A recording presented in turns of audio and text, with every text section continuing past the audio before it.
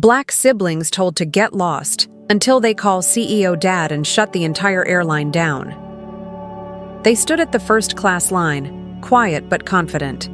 Jordan held the phone with the digital boarding passes, while his little sister Imani clutched her sketchbook close to her chest. People walked past them. Some glanced, some stared. But they stood there, waiting like everyone else. Then the gate agent looked up. She barely glanced at them, her eyes quickly dropping to their clothes, their skin, their calm but serious expressions. "Economy is that way," she said flatly, nodding toward the crowded line at the far end. Jordan blinked, confused. "Sorry, we're flying first class. These are our tickets." He held up the phone politely, the QR codes clear and visible. She didn't even look at it. "That line is for verified first-class passengers." Jordan hesitated. "We are verified. Our dad booked these tickets directly through the airline's executive site." The agent gave a tight smile. "I'll need to double-check. Wait here." She called over someone from security, and that's when it shifted. The tone changed. The looks became sharper. The whispers started. A security guard appeared with a supervisor badge. "We need to verify your tickets in a private room." Imani tugged at Jordan's sleeve. "Let's just go. Maybe it's a mistake." Jordan shook his head slightly, remembering what their dad always said. "Don't let anyone make you feel small." He tapped his smartwatch. Recording started. "We have valid tickets," Jordan said, steady but firm. "You haven't even scanned them." The supervisor folded his arms. "If you're unwilling to cooperate, we'll ask you to leave the terminal." And in that moment, standing under the harsh airport lights, surrounded by strangers who didn't know them but thought they did, Jordan realized what was really happening. They weren't being questioned because of a technical issue. They were being questioned because of how they looked.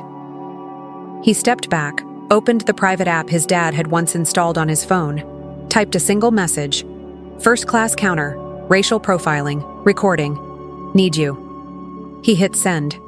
No response. Yet. But that didn't matter. Because what no one knew, what not even the smug security guard suspected, was who their father was. And if they had known, they would have thought twice before telling his kids to get lost. The flight wasn't for another 2 hours, but the energy had shifted. Even as people continued moving around them, it felt like time had slowed. They stood just to the side now, pushed out of the line they had a right to be in. Imani opened her sketchbook and started drawing, her hands slightly shaking. Jordan sat beside her, staring at the flight app on his phone. It still showed their tickets as valid, but something told him it wouldn't last long. A few feet away, the same gate agent smiled at a different family, white, loud, waving printed tickets in the air. They were welcomed with no questions, no scanning issues, no calls to security. Jordan's jaw tightened. "They didn't even look at our names," he said quietly. Imani didn't respond. She was sketching the moment, her way of remembering, what it felt like without having to speak it. A few minutes later, Jordan refreshed the app. His heart dropped. Canceled. Verification failed. He leaned in and showed his sister. "We didn't cancel it," she whispered. "No. But someone did." He took a deep breath, like their dad had taught him. Not out of fear, but focus. "Now we collect proof," Jordan said. He started going through the airline's app code on his phone, searching for anything he could use to track what had happened. His fingers moved fast, not angry, but sharp, trained. A security officer still watched from a distance. Jordan ignored him. They weren't going to shout.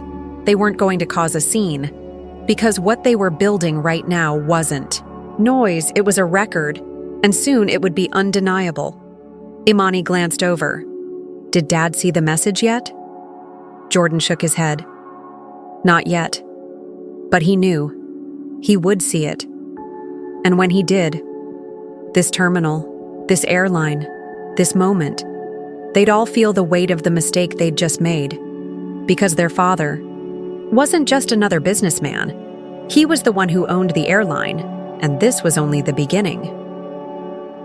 The morning had started like any other. Quiet, slow, and full of little moments that didn't feel important until later. Jordan folded the last of his clothes into his carry-on with practiced care, checking each item off in his mind like he was preparing for more than just a trip. In a way, maybe he was. Imani was already by the door, arms crossed over her sketchbook, tapping her foot like she had somewhere better to be. Even though she'd been talking about this trip for weeks. Her hoodie was oversized, sleeves slightly frayed at the edges, and her curls tucked under a soft purple beanie that she insisted matched her travel mood. Their godmother, Helen, watched them with that half-smile she always wore when she was trying not to cry. "You got everything?" she asked for the third time that morning. "First aid kit? Chargers? Snacks? ID?" "Yes, Auntie Helen," Imani answered sweetly, like always. "You checked our bags already, 3 times." Helen pulled them both into one of her famously tight hugs, the kind that lingered a few seconds too long, as if she was trying to pass something invisible into their bodies. Strength, maybe. Or courage. "Your father would be so proud," she whispered. The house they'd grown up in was small but filled with quiet power. It was filled with stories of their father's work, photos of overseas trips, Christmas gifts wrapped in foreign languages, and voice notes sent from different time zones. Darius Franklin, the man behind their flights, their schools, their future. He wasn't home often, but he was present, in the strict instructions taped to the fridge. In the bedtime voice calls from Switzerland or Ghana or wherever his work had taken him that week, in the way he reminded them, over and over, that success would only mean something if they stayed grounded. Helen kissed them both on the forehead before they stepped outside. "You remember what your dad always says?" she asked. Without missing a beat, they said it together. "Stand tall. Speak clearly. Don't let anyone make you feel small." Those weren't just words. They were a shield, a compass, a way of walking through a world that sometimes treated them like they didn't belong. As the black sedan pulled into the driveway, Jordan straightened his collar. Imani checked her sketchbook one last time. They were nervous, of course. It was their first time traveling without an adult, but it wasn't fear. It was something else. The weight of being trusted. The driver greeted them politely, took their bags, and opened the back door. Helen stood waving at the curb until the car turned the corner. Inside the car, it was quiet. At first, then the excitement came bubbling up. "Do you think Dad will be waiting when we land?" Imani asked, eyes wide. Jordan shrugged, then smiled a little. "He said he would be. You know how he is. He'll probably show up all dramatic in a black suit." They laughed. Imani started listing the art museums she wanted to visit. Jordan talked about the tech center, something about an innovation hub and prototype labs. Classic. "I just want to see the murals in the old district," she said. "He said they date back over 100 years. "You mean the ones with the augmented reality displays?" Jordan asked, already opening his phone. "No," she groaned. "Just the paintings, Jordan. Real colors. Real walls." Their banter was easy, familiar. A quiet reminder that underneath the privilege, the travel, the access, the CEO dad, they were still just 2 siblings trying to figure out how to grow up. When they arrived at the airport, the driver wished them a safe flight and reminded them to check the weather before boarding. They wheeled their suitcases inside and walked toward the first-class check-in line with the confidence of kids who had flown plenty of times. But this time was different. This time, it was just them. As they stepped into the sleek, shining terminal, Jordan checked the tickets on his phone again. Gate A17, first class. Boarding in 2 hours. Plenty of time, he said. They had no idea what was waiting for them. They had no clue their boarding passes would be ignored. that their skin would speak louder than their voices, that someone would look at their faces and see doubt instead of dignity. They didn't know that this trip, meant to bring them closer to their father, would instead uncover something far deeper than disappointment. Something personal, something buried, and they certainly didn't know that within hours, the entire airline would be brought to its knees, not by protests, not by chaos, but by a father who'd once lost everything at an airport, and this time he wasn't going to let it happen again. The terminal was buzzing with life, travelers rolling bags past one another, announcements echoing through overhead speakers, flight numbers flickering on giant screens. Jordan and Imani stood in the first-class check-in line like they had done many times before. But this time, something was different. Maybe it was the way the agent looked through them instead of at them, or the fact that she smiled at the family in front of them. But her smile vanished the moment she laid eyes on Jordan and Imani. Her name tag read, Leslie. Her expression said everything else. She didn't greet them, didn't ask for their names, didn't scan their passes, just glanced at them, their brown skin, their youth, their confidence, and said, "The economy line is over there." It wasn't a suggestion. It was a dismissal. Jordan tried to keep his voice steady. "We're flying first class. Our tickets are right here." He held up his phone, the boarding passes glowing clearly on the screen. Leslie didn't even look. "That line is for verified. First-class passengers," she said. Her tone was sharp now, like she was warning them. Jordan looked around. The white couple behind them didn't get questioned. They didn't get a second glance. Just a smile and a friendly nod. Something in Jordan's chest twisted, something he couldn't explain but knew too well. He tried again. "These are real tickets. Our names are on them. Booked weeks ago through the executive site." Leslie finally looked, but not at the screen. At them.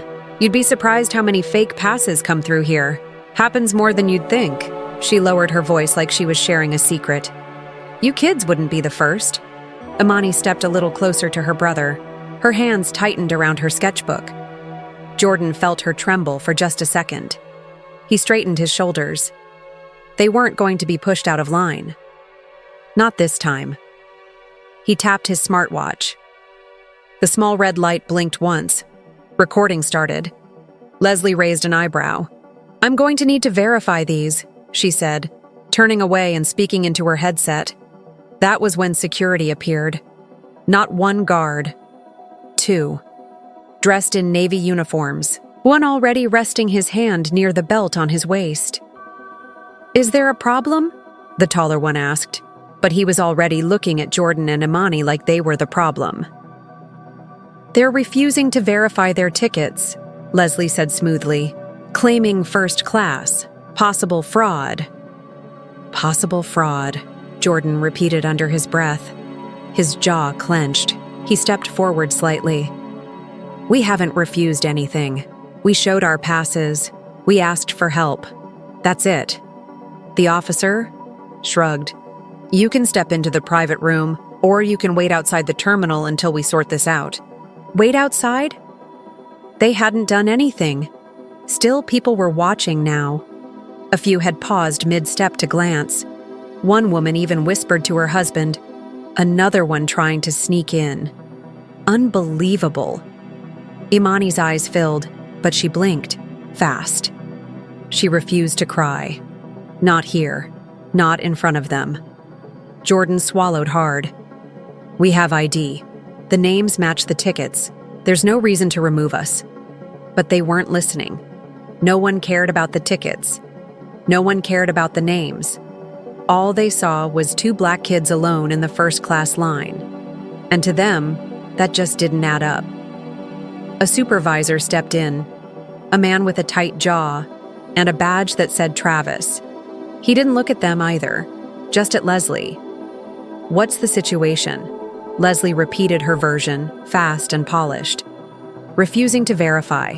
Possible fake tickets. Being difficult. Jordan tried again. "You can check the tickets right now." I've got the confirmation email from your airline's portal. Travis finally looked at them, but not in the eyes. His gaze flicked from Jordan's sneakers to Imani's sketchbook, then to the smartwatch glowing on Jordan's wrist. Even if the tickets are legit, he said coldly, it's clear there's been some confusion. This level of service isn't typical. You're making passengers uncomfortable. Uncomfortable. They were standing still, not yelling, not doing anything, just being. Jordan knew it. Imani knew it. They were being profiled, and the worst part? This wasn't even new. Jordan stepped back. He pulled out his phone and opened a secure app, the one his dad had told him to use only if it ever felt serious. He'd never used it before. But now he typed, first class denied, security called, recording active, looks racial, need help. He hit send, no reply, not yet. Imani touched his elbow. What now? Jordan looked at her, really looked, and realized something else. This wasn't just about them. This was bigger, and it wasn't over, not even close, because their father had built empires from nothing, and they were about to remind this airline just whose children they were. Jordan sat quietly on the bench, refreshing the airline app over and over again, like it might suddenly correct itself. But the message didn't change. Canceled. Verification failed. They hadn't canceled anything. They hadn't done anything. Imani sat beside him, drawing. That's how she processed the world, through lines and color and motion. Her hand was trembling a little, though she was trying to hide it. Jordan looked around. People were walking past them like nothing was wrong. Just two teenagers sitting quietly near the vending machines. No one knew the humiliation they had just experienced. Or maybe some of them did know and just chose not to care. Nearby, a mother pulled her child close as they walked by. Jordan noticed.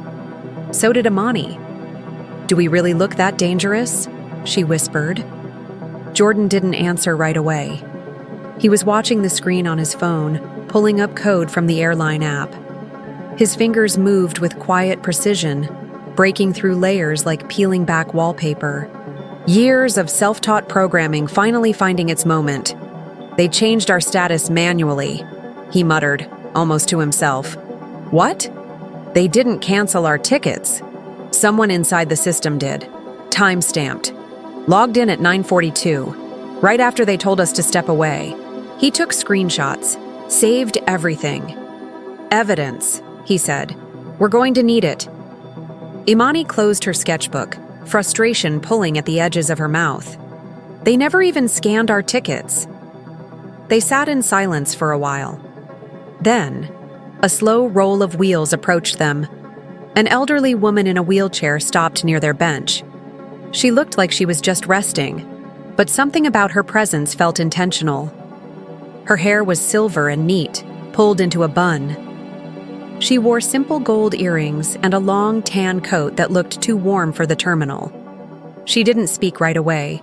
She just looked at Imani and then gently said, I've seen that look before. The one you're wearing right now. Tight. Jaw. Too many thoughts. Too little space. Imani blinked. Jordan glanced over. This happened to you too? He asked. The woman gave a small, tired smile. 40 years of flying. You think I've never been told to move? To prove I belong in a seat I already paid for? She extended a hand. Eva Montgomery. Imani reached out first. I'm Imani. This is my brother Jordan. Eva's eyes twinkled. Your father raised you right. I can see it. Imani looked at Jordan.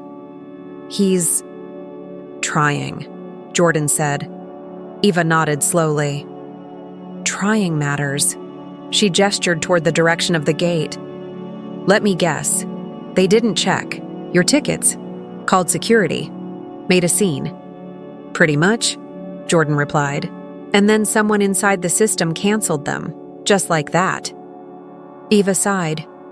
That gate agent pulled me out of the first-class lounge earlier. Said they needed to verify my status. I've been sitting here for nearly an hour now, watching white folks walk in and out.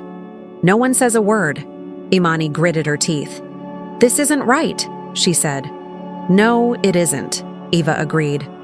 But right and real don't always live in the same house. That's when another figure approached, a janitor. Young, Latino, quiet. He pushed his cleaning cart past them and then doubled back, spoke low. Sorry to bother, he said.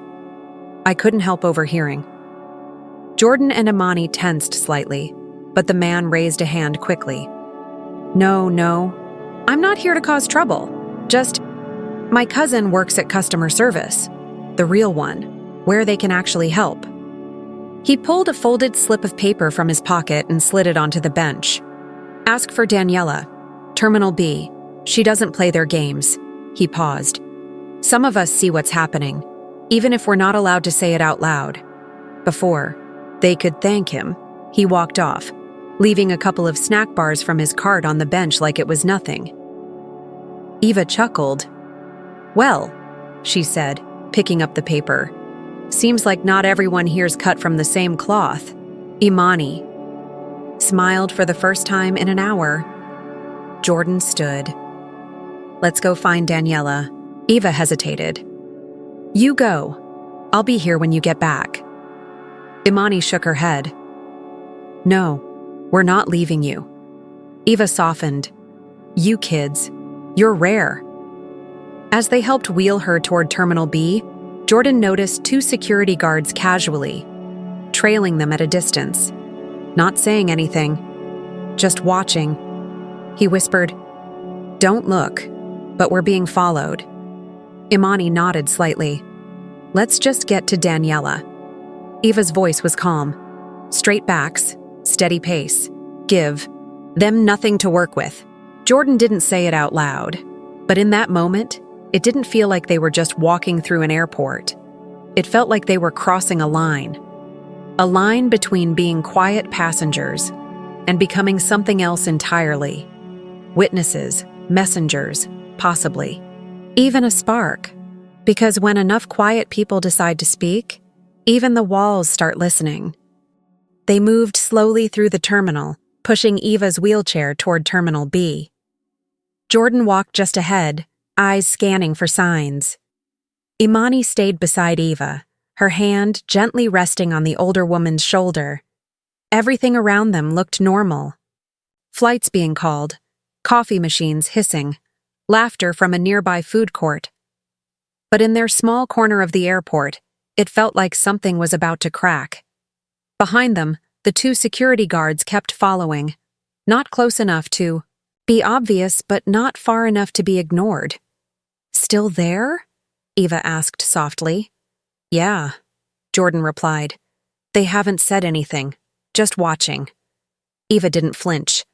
Let them. We've got nothing to hide. At Terminal B, the customer service desk was crowded. Lines of frustrated travelers waiting to rebook flights delayed by weather. Jordan stepped forward. A young man with a headset greeted him. Next? Hi, we were told to ask for Daniela. A staff member said she could help us. The man glanced at his screen. She's on break. I can assist. Imani joined her brother. Are you sure? We were told to speak to her directly. I said I can assist, he repeated. But his fingers never moved to the keyboard. His eyes never left theirs. Unfortunately, our system is experiencing issues right now. I can't access your booking. Jordan frowned. You didn't even try. The man smiled without warmth. System's down. Nothing I can do. Maybe come back in a few hours. Eva, still seated behind them, exhaled sharply. You didn't even look at their names, she said, voice low but clear. The man ignored her. They stepped away from the desk, hearts sinking again. Eva looked pale now. The long wait, the cold air, the stress. It was showing in her posture, in the way her hand shook slightly on the armrest. Imani knelt beside her. You okay? I just need a minute, Eva whispered. Old bones. Too much sitting in one place. I'll get you some water. Imani said, rising quickly. She made her way toward the small cafe near the seating area. As she turned a corner, she heard familiar voices. Stopped, then leaned back quietly. It was Leslie, the same gate agent who dismissed them earlier. She was laughing. Can you believe those two? Thought they were pulling something slick. Street kids in first class? Yeah, right. Another voice. Someone else from the counter. Probably stole someone's credit card. Did you see the boy recording everything like it was going to mean something? Imani froze. She wasn't angry at first. She was stunned. And then the anger came. Not the loud kind. Not the kind that makes you yell. The kind that makes your throat tighten and your hands clench. She backed away quietly, grabbed the water bottles, and returned to Jordan and Eva. Her face gave her away. Jordan stood up immediately. What happened? She shook her head. Nothing, Imani. She swallowed hard. I overheard Leslie talking about us, laughing, saying we stole the tickets. Jordan stared at her, silent. Did you record it? He asked softly. No. I didn't know what was happening until it was too late. Eva reached for her hand. You were brave just to listen, she said gently. Sometimes that's enough. Sometimes knowing is enough. They sat down again, the three of them forming a quiet circle in the corner of the terminal. Jordan checked his phone. Still no response from their father. He was usually fast. A 5-minute delay felt like a year. Then Eva spoke again. I need to use the restroom. I'll help you, Imani said, already moving. No need for both of you to come, Eva said kindly. He's got work to do. I just need a push. Jordan hesitated, then nodded. Be careful. Imani guided Eva's chair toward the restroom signs. The accessible stall had a sign on it, out of order. A TSA agent stopped them at the door. She needs to be screened separately, he said. Wheelchair access is subject to different protocol. We're just going to the restroom, Imani explained. She can't stand for long, please. Policy is policy, the agent said. Eva tried to stand. Let's just get this over with. They waited and waited. The agent turned away mid-process to chat with a colleague, and that's when Eva's legs gave out. She collapsed with a soft gasp, right there in front of the bathroom. Imani screamed, Someone help! People turned, but no one moved. Jordan came running seconds later. What happened? They made her stand. She fell. I told them she can't stand for long. The TSA agent backed up, pale. I was just following protocol. Jordan dropped to his knees, next to Eva, pulling her hand into his. Breathe. We're here. Help is coming. He looked up, furious. Not yelling, not screaming. Focused. He tapped his smartwatch again. Recording resumed. The TSA agent looked away. Imani held Eva's other hand, tears on her face now. Within minutes, EMTs arrived. Her vitals were shaky, blood pressure high. We need to take her to the medical bay. Jordan stood, watching them lift the woman who'd stood by them when no one else did. He pulled out his phone, opened the app, typed a new message to his father. You warned them once. Now it's your move. Seconds later, his screen lit up. One word, engaged. Jordan closed his eyes and whispered to himself, now they'll see. The moment Jordan saw the word engaged on his screen, everything around him began to shift. Not immediately, not loudly, but like the first pressure drop before a thunderstorm. He stood outside the airport's medical bay, watching through the glass as EMTs checked Eva's vitals. Imani sat beside her, softly rubbing her hand and whispering things Jordan couldn't hear. She looked smaller than usual, scared but calm. Jordan's phone buzzed again. This time it wasn't a message, it was an alert. NS-129, delayed. System, verification in progress. Their original flight, the one that was supposedly canceled, was now marked delayed. The status board above flickered. Another flight changed from boarding to pending. Then another. Jordan looked around the terminal. The PA system buzzed to life. "We're experiencing temporary delays due to a system-wide update. We appreciate your patience." System-wide update? No. This wasn't routine. This was Darius Franklin stepping into the arena.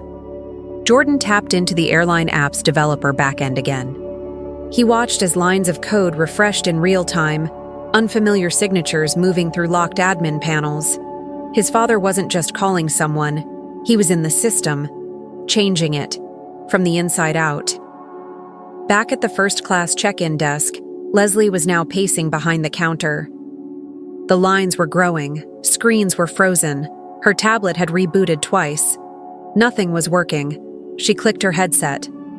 "Travis, you there?" His voice came through, tight with stress. "Yeah. I think something's wrong. The booking. System just kicked me out. I tried to restart and—" "Mine too," he snapped. "It's not just you." She lowered her voice. "You don't think this is about those kids, do you?" Travis paused.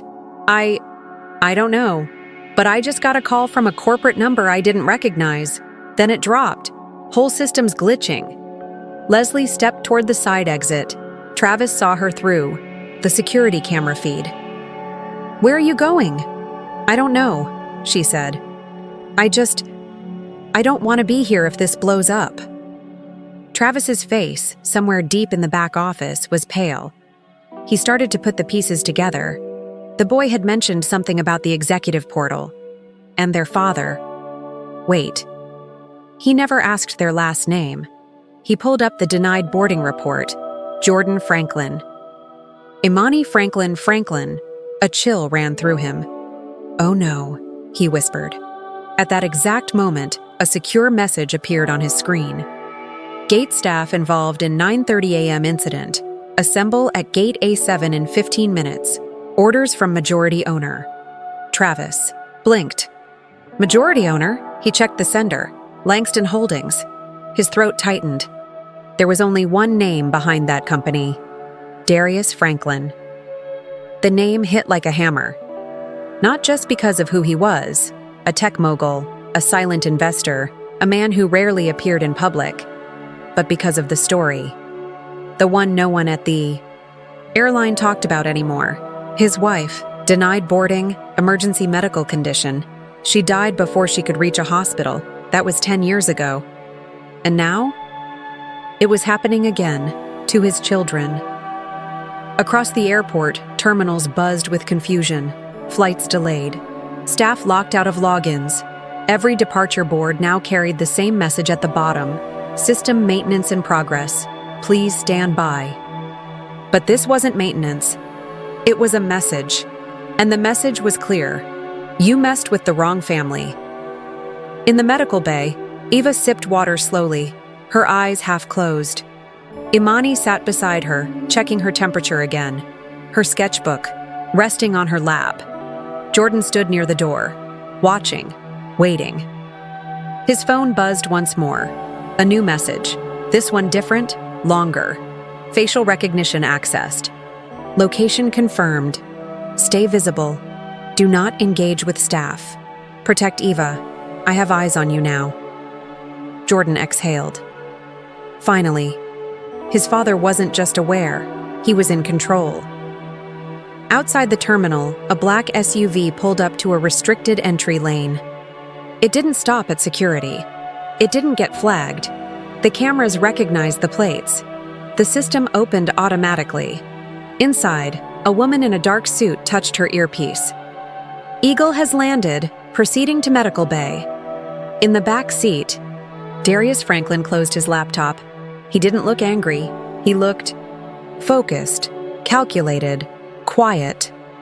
Like a man who had waited 10 years for this moment, not out of revenge, but out of justice. He stepped out of the SUV with quiet confidence. No announcement, no entourage, just him, the father, the architect, and now, the reckoning. Inside the terminal, the tension grew. Gate agents whispered, Passengers started filming.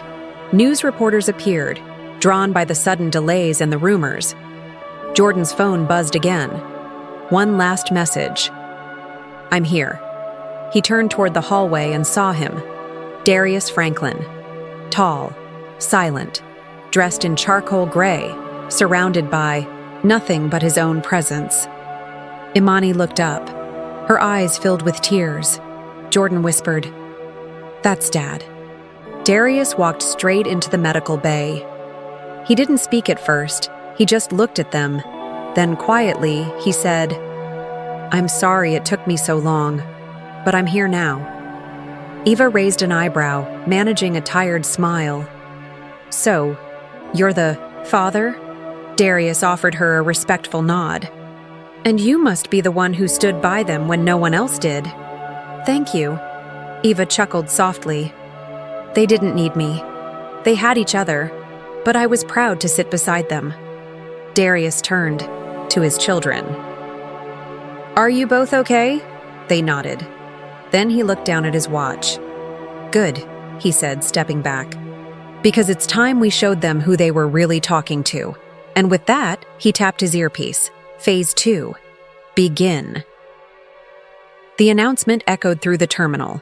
Gate A7. All Northern Skies personnel involved in incident. 9:30 a.m. report immediately.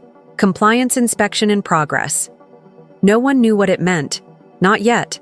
But they could feel it. The shift. Something big was happening. People stepped out of lines.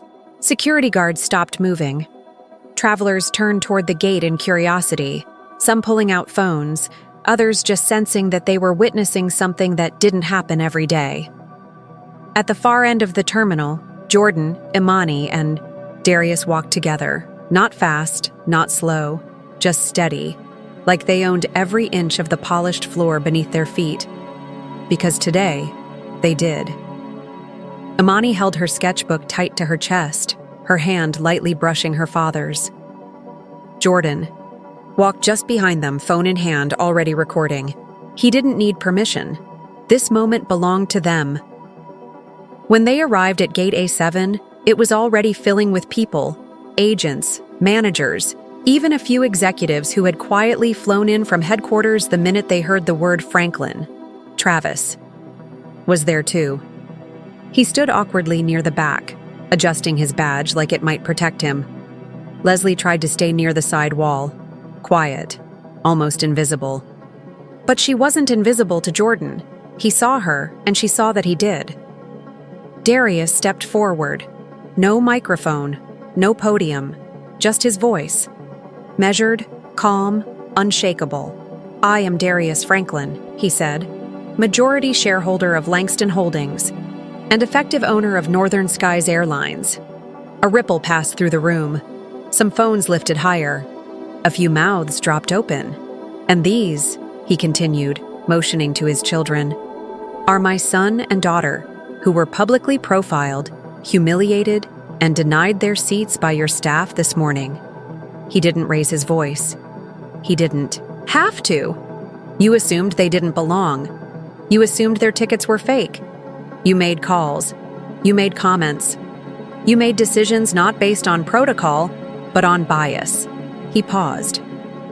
"Unfortunately for you, they are also the children of the man who signs your contracts." He turned to Jordan. Jordan nodded, tapped his smartwatch. The audio played clear and crisp. Leslie's voice, unmistakable. They probably stole someone's credit card. What kind of rich dad lets their street kids run wild like this? Gasps, murmurs, phones recording every word. Darius looked back at Leslie. "You're done here," he said. "Effective immediately. Security will escort you out." 2 guards approached. Leslie didn't protest. She didn't cry.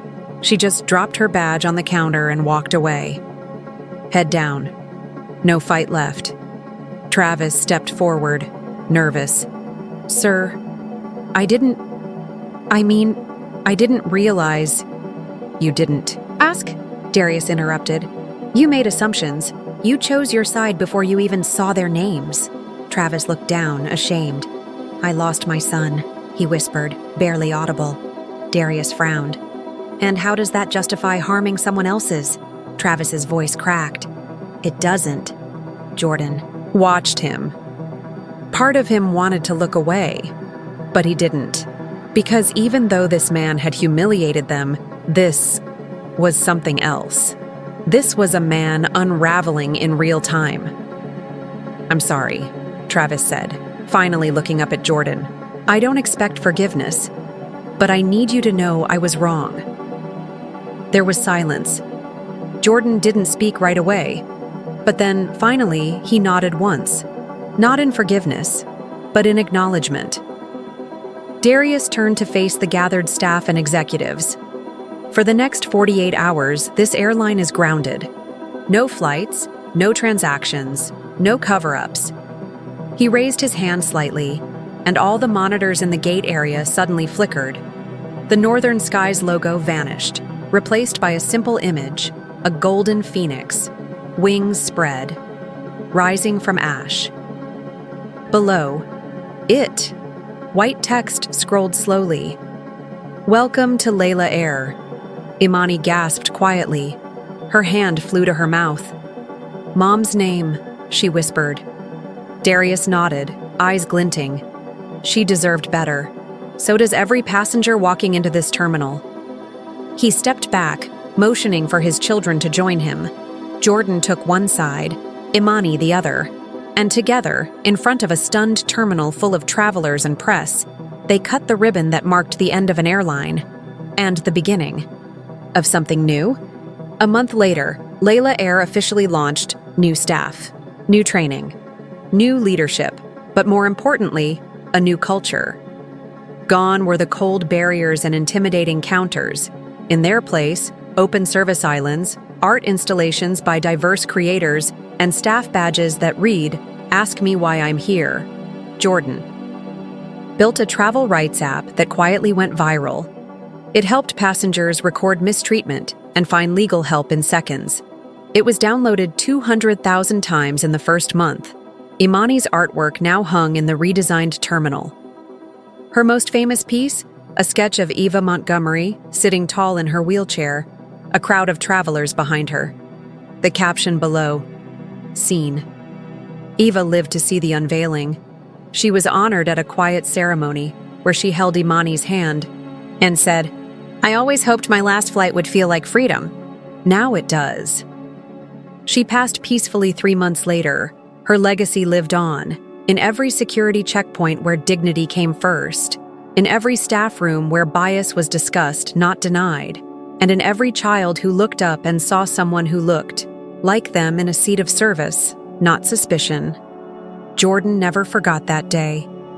Neither did Imani, because they didn't just witness a system fail, they helped rebuild it from the inside out. And in the center of that rebuild was not power or punishment, it was something stronger, accountability, and finally, belonging.